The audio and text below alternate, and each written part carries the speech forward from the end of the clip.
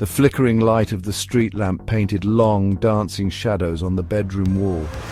They writhed and twisted, mimicking the turmoil in Daniel's mind.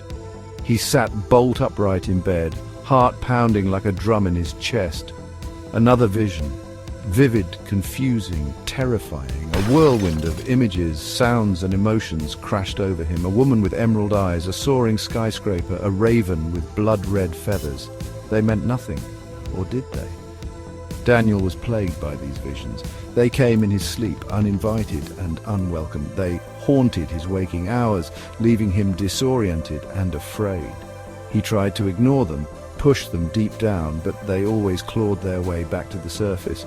The visions were a chaotic symphony playing on repeat, driving him slowly insane. He confided in no one. Who would believe him? He was just Daniel, the quiet bookstore clerk, with a head full of strange dreams. He felt utterly alone, adrift in a sea of whispers and shadows, desperate for an anchor. He longed for a normal life, a life free from the torment of the unknown. But deep down, a tiny voice whispered that these visions held a purpose, a meaning he had yet to decipher. He just had to learn how to listen. The turning point came on a day much like any other. Daniel was walking home from work when he saw her, the woman with emerald eyes. She was standing across the street, her fiery red hair a beacon in the gathering dusk. It was her, the woman from his vision. He froze, heart hammering against his ribs. The chaotic symphony in his mind reached a crescendo. The raven, the skyscraper, the woman. They were not random images. They were connected, pieces of a puzzle he was just beginning to understand. His visions were not just dreams. They were glimpses into the future. He knew he had to talk to her. Hesitantly, he crossed the street, his steps slow and measured. As he drew closer, he saw a flicker of recognition in her eyes. It was as if she had been expecting him. "Daniel," she said, her voice a gentle melody. "I've been waiting for you." And with those words, the whispers in his mind began to make sense. He learned her name was Anya. He learned that she too possessed the gift of foresight. She became his guide, his mentor, his confidant in a world that seemed to be spinning off its axis. Anya taught him how to interpret the chaotic tapestry of his visions. She showed him how to separate the threads of premonition from the tangled strands of his subconscious. With her help, he began to understand the true nature of his gift. He could see the paths laid out before him, the choices that would lead to triumph and those that would end in despair. Years passed and Daniel honed his abilities. The visions became clearer, more defined. He learned to trust his instincts, to follow the whispers of fate that echoed in his mind. And with each passing year, his life became more extraordinary. He took risks, bold leaps of faith guided by the unwavering compass of his visions. He made investments that seemed ludicrous at the time, only to watch them turn into unimaginable fortunes. He walked away from opportunities that glittered with promise, knowing they would ultimately lead to ruin. He saved lives, averted disasters, and touched the hearts of countless people. He became a silent guardian, a shepherd guiding his flock away from unseen dangers. His name was whispered in hushed tones, a legend spoken of in the shadows. He was a man who could see the future. Yet through it all, he never forgot the woman with emerald eyes. Anya remained his constant, the unwavering anchor in his ever-shifting world.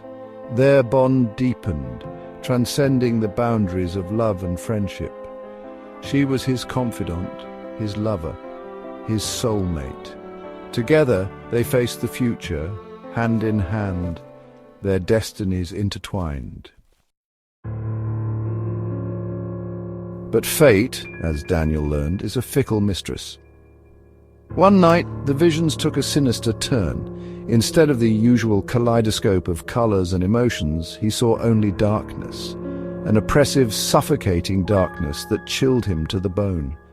And in the heart of that darkness, a single terrifying image, his own lifeless eyes staring back at him. He saw the day, the hour, the very minute of his demise. He saw the cold, sterile walls of a hospital room, the rhythmic beeping of machines, the grief etched on Anya's face as she held his hand. He saw it all, and he knew with chilling certainty that this was one vision he could not outrun. Panic welled up inside him, threatening to consume him. He had cheated death countless times, guided by his visions, but this felt different. This felt inevitable. Like the inexorable pull of the tide, he tried to bargain with fate, to find a way out, but the vision remained unchanged. It was a cruel joke, a constant reminder of his own mortality. The fear became a shadow that followed him everywhere, poisoning his every thought, every action. He was living on borrowed time, the hourglass of his life slowly draining away. Section 5, the hourglass runs out. The day arrived like a thief in the night. It was a cold, grey Tuesday, the sky weeping a mournful drizzle. Daniel woke with a sense of foreboding so heavy it took his breath away. He knew. Today was the day. He tried to act normal, to pretend that the icy hand of death wasn't gripping his heart. He forced a smile for Anya, shared a laugh with a colleague, but the effort felt hollow, a charade he could no longer maintain. The day unfolded with cruel precision, each event aligning perfectly with his premonition. The car backfiring as he crossed the street, the screech of tires, the blinding pain, and then nothing. He saw a blinding white light, felt a sense of weightlessness, and then he was floating above his own body. He saw the paramedics frantically trying to revive him, saw the anguish on Anya's face. He wanted to reach out to her, to comfort her, but he couldn't. He was a spectator, a ghost watching his own life flicker and fade. He opened his eyes, greeted by the harsh glare of fluorescent lights. He was lying in a hospital bed, his body stiff and aching. He tried to sit up, but a wave of dizziness forced him back down.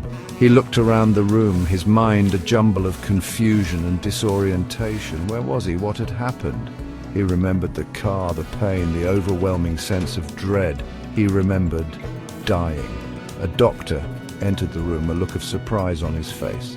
"Mr. Harper, you're awake. Do you know what day it is?"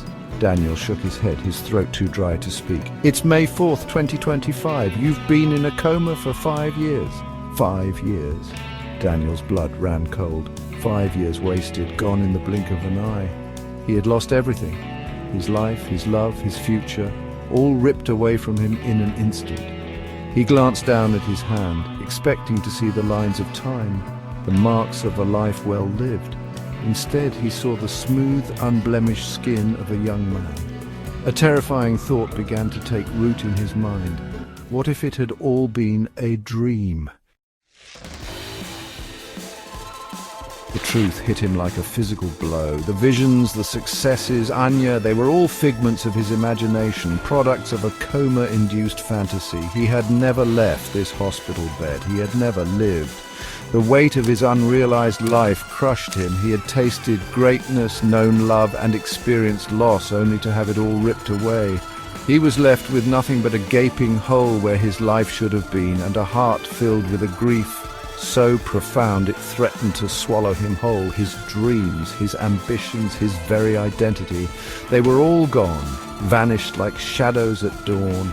He was a blank slate, a man reborn into a world that had moved on without him. The life he had built, the love he had shared with Anya, it was all dust and echoes. He closed his eyes, trying to grasp at the fading remnants of his dream, but they slipped through his fingers like grains of sand. He was adrift in a sea of his own making, lost and alone. Days turned into weeks as Daniel struggled to come to terms with his shattered reality. The hospital became his world, a sterile and unforgiving prison. The doctors spoke of rehabilitation, of rebuilding his life, but their words felt hollow, meaningless. What was the point of starting over when he'd already lived a lifetime in his dreams? One evening, as the sun cast long, mournful shadows across the room, he felt a familiar sensation, a tingling at the back of his neck, a sudden rush of energy. He closed his eyes, bracing himself for the onslaught of images, the chaotic symphony of the future. This time the vision was different. It was no longer a jumbled mess of colors and emotions. It was calm, serene, almost peaceful. He saw a small cottage nestled in a valley, surrounded by fields of wildflowers. He saw a woman with kind eyes and a warm smile. And he saw himself, not as the man he had been in his dreams, but as someone new, someone whole. A spark of hope flickered in the ashes of his despair. Maybe this was his second chance, a chance to create a real life, a life free from the burden of premonition, a life where he could make his own choices, write his own story. He was discharged from the hospital a month later, a changed man. He was still haunted by the echoes of his dream life, by the ghost of Anya's love, but he was determined to move forward. He found a small apartment, got a job as a librarian, and slowly began to piece together a new existence. One rainy afternoon, as he was walking home from work, he saw her standing across the street, sheltering under a brightly colored umbrella, the woman from his vision. Her eyes met his, and he felt a jolt of recognition, a sense of destiny pulling him towards her. He took a step forward, then hesitated. Was this another trick of his subconscious, another cruel reminder of what he had lost? Or was this a chance to break free from the cycle of fate, to forge a new path, a real future? He took a deep breath and stepped out into the rain, the water washing away the last vestiges of his doubt. As he approached her, a slow smile spread across her face. And in that moment, as their eyes met, the world seemed to shift, the line between dream and reality blurring once more.